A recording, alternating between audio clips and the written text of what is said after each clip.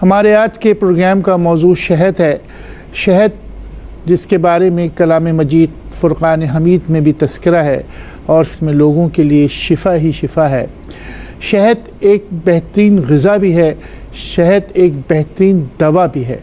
शहद का इस्तेमाल का तरीक़ा जो है वो यही है कि वो अफराद जो कि कमज़ोर हों, वो अफराद जो कि ताकत चाहते हैं, वो अफराद जो कवी होना चाहते हैं, या फिर बीमारी के बाद जो है अमूमन शहद दिया जाता है। उसका तरीक़ाकार ये है जिसे हम माउल असल कहते हैं।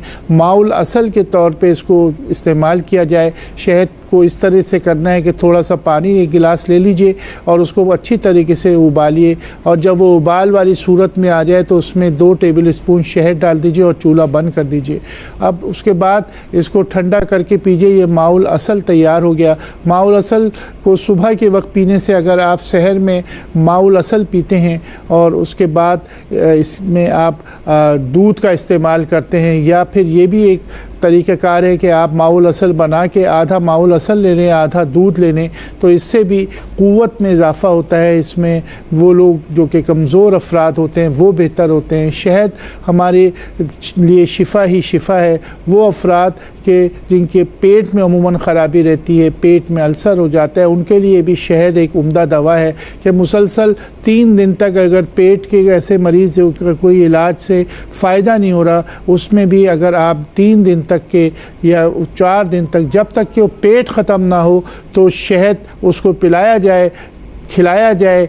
जिस भी अंदाज से आपने उसको शहद देना है, तो आप देखेंगे पुराने से पुराने पेट के दर्द जो है वो ख़त्म हो जाते हैं। इसी तरीके से इस हाल के लिए, या लूज़ मोशन अमूमन जो लोगों को हो जाता है, उसके लिए है कि इसको बही दाना ले लें और बही दाना पानी में डाल दीजिए, उसका लुआब सा निकल जाएगा, और उसके बाद उसके लुआब में शहद मिला के इस हाल के मरीज़ों को दिया जाए तो ये बेहतरीन दवा बन जाती है। बही दाना क्या लुआब और शहद मिलाकर देने से असहाल के मामला ठीक हो जाते हैं। इसी तरीके से माउल असल का, जैसे मैंने बताया, फालिज के मरीज़ जो पैरालाइज हो जाते हैं उनके लिए भी माउल असल बहुत उम्दा चीज़ है कि इसका इस्तेमाल दिन में 3 मरतबा किया जाए, ग़िज़ा कम दी जाए, लेकिन माउल असल उनको देने से चंद हफ़्तों में आप देखें उनको बेहतरी आने लगती है, उनकी क़ुव्वत आने लगती है। इसी तरीके से मैंने देखा कि राशा के, पार्किंसन के जो मरीज़ होते हैं उनके लिए भी मैंने कई दवाओं के साथ माउल असल का मशवरा दिया कि जिसमें आप सुबह शाम दिन में 2 मरतबा माउल असल आप लें, चाहे वो बादाम के साथ लें, चाहे वो आप पिस्ते के साथ लें, लेकिन आप इसको लेने से आपके जो राशे की बीमारी हो जाती है। बाज़ नौजवान लोगों को भी पेन एलर्जी की बीमारी हो जाती है कि जब पेन पकड़ते हैं तो हाथ जो है वो जर्क करता है, तो इसके लिए भी माउल असल जो है बादाम के साथ अगर आप लेंगे तो ये बहुत उम्दा दवा बन जाती है। और ये भी बताया गया कि अगर हर माह 3 दिन सुबह के वक्त खाली पेट, अगर आप हर माह 3 दिन खाली जो अगर आप शहद ले लें तो आप बड़ी से बड़ी बीमारियों से महफूज रह सकते हैं। तो इसमें ये कोई ऐसी मुश्किल चीज़ नहीं है। महीने में 3 दिनों का इंतखाब कर लिया जाए और उसके बाद शहद का इस्तेमाल करें तो आपको कोई बड़ी बीमारी नहीं हो सकती।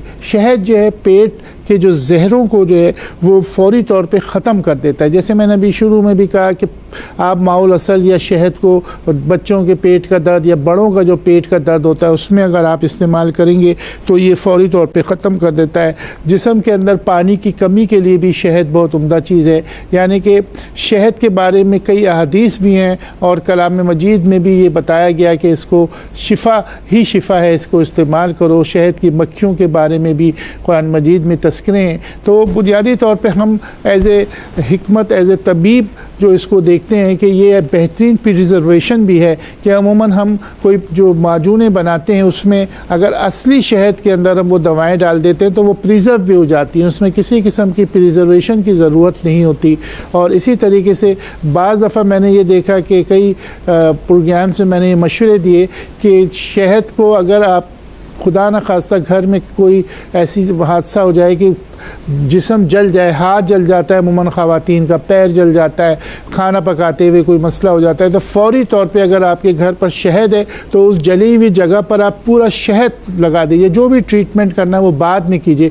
तो आप यकीन माने कि शहद के अंदर ये खासा है कि जैसे ही आप उस जली हुई जगह पर शहद लगाएंगे तो वो जली हुई जगह जो उसमें सुकून भी मिल जाता है और उसका इलाज भी है। और उसमें ये भी एक ख़ासियत है कि अगर आप शहद मुसलसल उस जली हुई जगह पे लगाएंगे तो वो ज़ख़म भी भर जाएगा और उसके बाद उसके निशानात भी ख़त्म हो जाएंगे। अगर निशानात ख़त्म नहीं हुए तो कुस्त शीरी या कुस्तुल बहरी के मुतालिक ये है कि ये आप शहद में मिलाकर लगाएं तो उससे निशानात भी ख़त्म हो जाते हैं। अमूमन ज़ख़म और फोड़े भी हो जाते हैं, उसमें भी शहद लगा दिया जाए तो बहुत उम्दा ये मरहम या दवा बन जाती है।